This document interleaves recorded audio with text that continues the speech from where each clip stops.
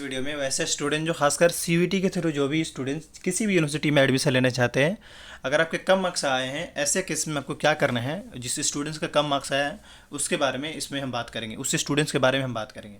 देखिए, आपको in short में बड़ा सिंपल आपको आइडिया सिर्फ लगाना है कि हाँ, इस बार कितने फॉर्म अप्लाई हुए, कितने बच्चे पास हुए, कितने बच्चे फेल हो गए, कितने बच्चे साइड होंगे। ये थोड़ा सा इन शॉर्ट में अगर आपको आइडिया लग जाता है तो थोड़ा सा आप रिस्क ले सकते हैं, क्योंकि सबसे बड़ी चीज़ आज के टाइम में रिस्क ही लेना हो गया है। अब रिस्क क्या है, आपको पता है कि टोटल जो फॉर्म फिल हुआ था 14 लाख के आसपास, और टोटल जो बच्चे पार्टिसिपेट किए थे वो सिर्फ 9 लाख के आसपास, यानी 9 लाख स्टूडेंट्स ही एग्ज़ाम्स दिए थे।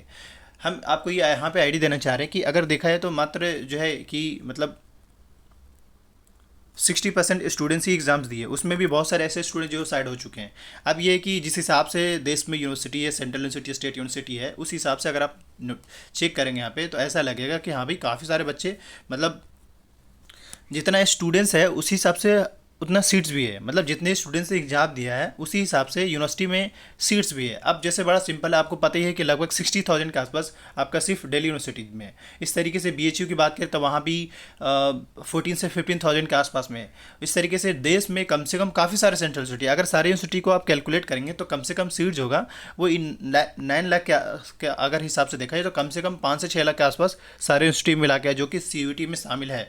तो इसीलिए अब यहाँ पे ये है कि ऐसा नहीं कि कम मार्क्स वाले का एडमिशन है, बिल्कुल होगा। अब हाँ, ये है कि अब इम्पॉर्टेंट ये कि जैसे जो देश के टॉप यूनिवर्सिटी है, जैसे कि जिसमें बात करें जेएनयू हो गया, जामिया हो गया, बीएचयू हो गया, एएमयू हो गया, इस तरीके से आपका और भी कुछ ऐसे यूनिवर्सिटीज़ हैं, इलाहाबाद यूनिवर्सिटी हो गया, इन सब में फॉर्म बहुत ज़्यादा फिल होते हैं। इसका मतलब है कि जिस यूनिवर्सिटी में सबसे ज़्यादा फॉर्म फिल हुए हैं वहाँ पे कट ऑफ ऑब्वियसली हाई रहेंगे। लेकिन बाकी वैसे यूनिवर्सिटी जो जिसका फॉर्म हर दिन अलग अलग यूनिवर्सिटी के बारे में बता रहे हैं, चाहे वो इलाहाबाद सॉरी आपका मणिपुर यूनिवर्सिटी हो, सेंट्रल यूनिवर्सिटी ऑफ गुजरात हो, सेंट्रल यूनिवर्सिटी ऑफ झारखंड हो, सेंट्रल यूनिवर्सिटी ऑफ कश्मीर हो, इस तरीके से बाकी जो यूनिवर्सिटी है वहाँ पे ऐसा कंपटीशन नहीं देखने को मिलेगा। तो इस चीज़ को समझिए।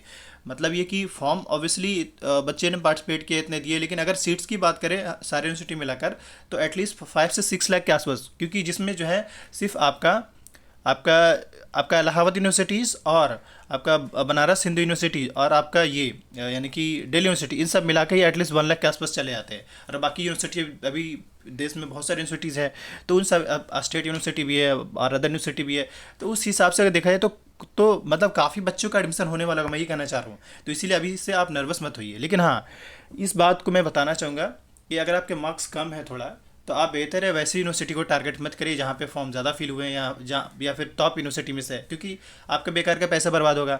हाँ, आप उस यूनिवर्सिटी पे फोकस करिए थोड़ा सा जहाँ पे फॉर्म का फिल होते हैं। अब जैसे कि कुछ कुछ यूनिवर्सिटी का मैंने, जैसे विक्रम यूनिवर्सिटी हो गया, देवी अहिल्या यूनिवर्सिटी के नाम से वो हो गया, Indira Gandhi national tribal university हो गया, और डॉक्टर घासीदास यूनिवर्सिटी हो गया, विश्व भारती यूनिवर्सिटी हो गया। ये सब ऐसी यूनिवर्सिटी है जहाँ पे फॉर्म कम अप्लाई हुए, कम बच्चों ने अप्लाई किया है, तो वहाँ पे आप अपना रिस्क ले सकते हैं।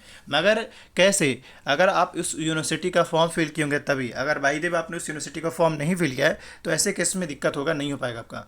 तो मैं आपको यही यहाँ पे आइडिया देने आया हूँ कि हाँ, आप एक तो सबसे पहले कि आपने सीयूईटी में आपने यूनिवर्सिटी सेलेक्ट किया होगा, उसमें से कुछ यूनिवर्सिटी को अभी ही साइड कर दीजिए, जो टॉप की यूनिवर्सिटी। अगर आपके मार्क्स कम आए हैं तो मार्क्स कम आए का मतलब जिससे स्टूडेंट के 100 के आसपास मार्क्स है नॉर्मलाइज बेस में, तो वो स्टूडेंट्स टॉप यूनिवर्सिटी को छोड़ दे। इवन 110 120 के आसपास भी वो भी छोड़ दे। उससे नीचे 120 से नीचे जिस भी नॉर्मलाइज मार्क्स में अगर आ रहा है डोमेन सब्जेक्ट के हिसाब से, तो फिर आप बाकी यूनिवर्सिटी पे फोकस करिए। इस यूनिवर्सिटी पे अगर फोकस करते तो आपके पैसे भी बर्बाद होंगे और बेकार का टेंशन भी होगा।